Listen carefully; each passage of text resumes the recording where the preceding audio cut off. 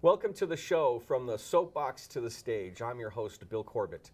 If you've ever dreamed of standing on a stage to inspire, educate, or motivate an audience, then stay tuned. I'll be interviewing top speakers and sharing tips on each episode for helping aspiring speakers, as well as those who have already stepped onto a stage, how to move from public speaker to professional speaker.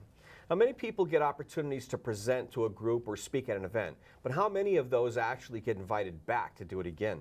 Only those with the talent and professional business skills that event planners and organizers are looking for. That's what viewers will learn here as they hear from professional speakers who have been there and have done it. Now, with me on the show today is a nationally known motivational speaker who is a frequent featured speaker at national business conventions and sales meetings. Duane Cashin is the author of the book Expect More, Sell More, and has led successful sales organizations in several Fortune 500 companies. He's recognized as an expert in the area of business growth, including prospecting, the sales process, and sales management. Welcome to the show, Duane. Hi, thank you. Glad that you could come out here because you represent probably one of the top tiers of people who speak to businesses and companies. And so I'm interested to know what you do a little bit more and how you got into it and kind of what you do in the whole realm of speaking. So where do you want to start? Well, I focus on business growth, so I help companies increase their revenues. And the disciplines that I focus on are leadership, selling, and sales, and also service. So leadership, sales, and service, those are the disciplines I focus on to help them build process to grow their business. Now, in order to know what to say to them, do you examine what's going on? Do you peer inside, do you peer under the blankets to see how things are going? Or do they bring you in to give them a direction to get started in? Yeah, there's always an evaluation period to take a look at what process they have in place. That's a consulting assignment. I also do keynote speeches at conventions, and I also provide trainings, half and full day trainings. And I imagine you're speaking to large business groups. Now, and this might be a silly question, but do companies bring you in to speak just to their organizational members, or do you speak to larger organization groups, or to general sessions where anybody can just go and attend? It's really all of those. It's all of those? It really is all of those, yeah. I mean, recently I did some work with Lego where it was in-house. It was just the top executives that are responsible to take care of the Walmart account and the Amazon.com account, and those are some very senior people. And then I'll work with an organization, let's say, that sells telephone systems, and their entry-level sales representatives. So it's all over the map, really. So in just a minute, I'm going to ask my crew to queue up a video clip that I captured of you. I pulled it down off one of your sites, and I think it's a really good example of what you do for work. And what I'm seeing in this clip is you're addressing a large group, and you can say whatever you want, but I thought it was a good message. I really did, because you're taking a misconception. You're really taking a misconception that we've grown up with, and you're showing them that it may not be the case in the world of business. So let's go ahead and take a look at this clip right now. Run wild, honey. Remember that? That was true, right? Ah, what a great time when we were kids. No bad questions. Are there bad questions today? Yeah, there are. Let me tell you how I learned this. I got toasted.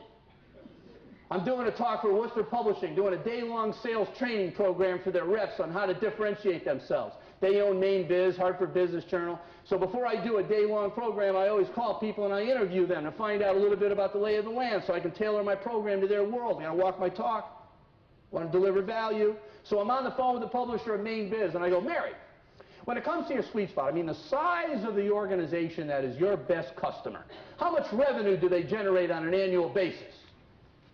Pause on the line. Uncomfortable. She comes back and says, Duane, that's the wrong question. I said, oh, what's the right question? She said, the right question is, who do we serve and who do they serve?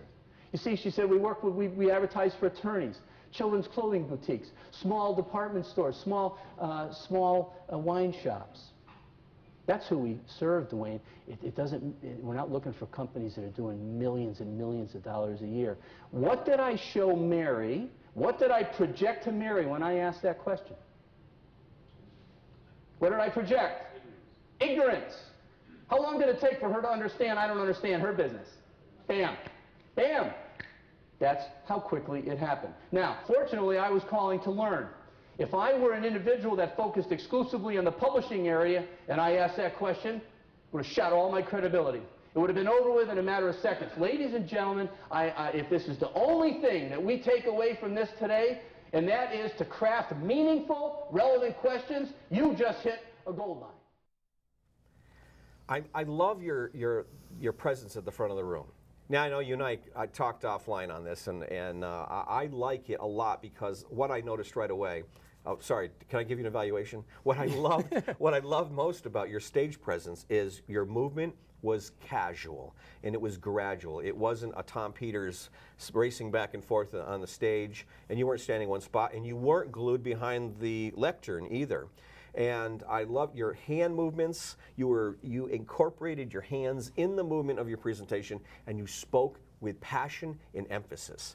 Too much good stuff in that presentation. That's why I picked that clip. That was great. So back to what you do. How did you get into this line of work? With what you're willing to share? What I'm willing to share? Yeah. You're not with the CIA, are you? I got involved in speaking when I was in Catholic school, when I was a little kid. I was the class clown. I was a kid that was always being taken down to the principal's office because the class would start laughing uproariously and the teacher would lose control. And I would be brought down to the principal's office and would entertain the principal for a while. I've always been very gregarious and very outgoing, and really as a young child I saw myself up on stage. I wasn't sure in what capacity, but I've been very passionate about this for a very, very long time. And at college and university I studied the theater. I studied acting and I studied stage management and directing. And when I graduated from college, I had the pleasure of working with Stuart Vaughn, who was Joe Papp's co-conspirator in establishing Shakespeare in the Park in New York City. And Stuart put together a classical rep company. We toured the United States with 4 different plays. Tennessee Williams' As You Like It, Shakespeare's, Tennessee Williams' Glass Menagerie, Shakespeare's As You Like It, Hedda Gabler, that was a heavy play by Ibsen. And that was my first professional theater experience. And I also did improvisation. So this issue of entertaining and communicating has been in my blood since I was a very young child. Do you use PowerPoints? Now, you were in that session that we saw the clip. Do you use PowerPoint?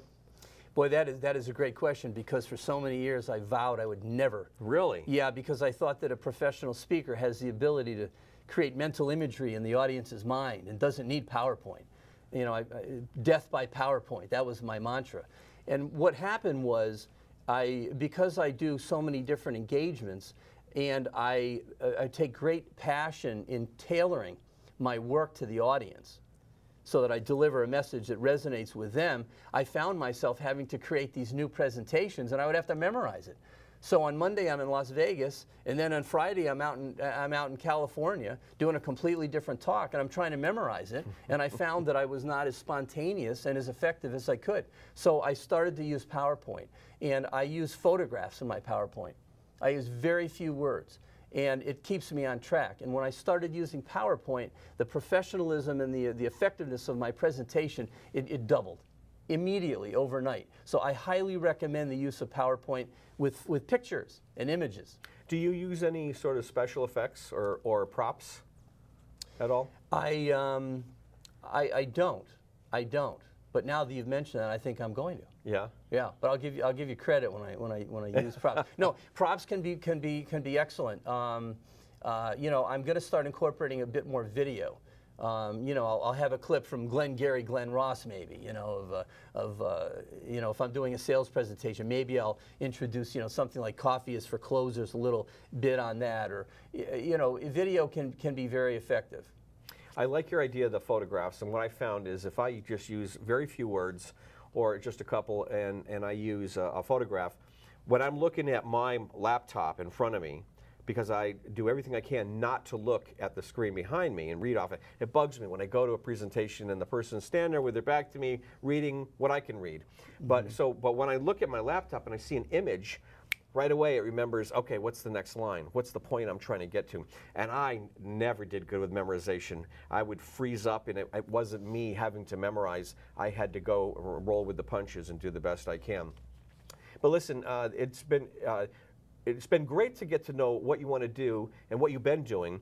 We're about to go to a quick break, and I want you to stay on if you would. And in the next segment, I want to see if we can offer up some tips for viewers on what you've learned along the way. Take some of your experience and share that with our viewers. So because I know they'll be looking for things that they can learn from. So appreciate you being here. It bugs me when professionals try to be someone they're not. But what exactly does that mean in the world of professional speaking? And why should you care? Well, Duane and I will share that with you when we come back from our break, so stick around. We'll be right back.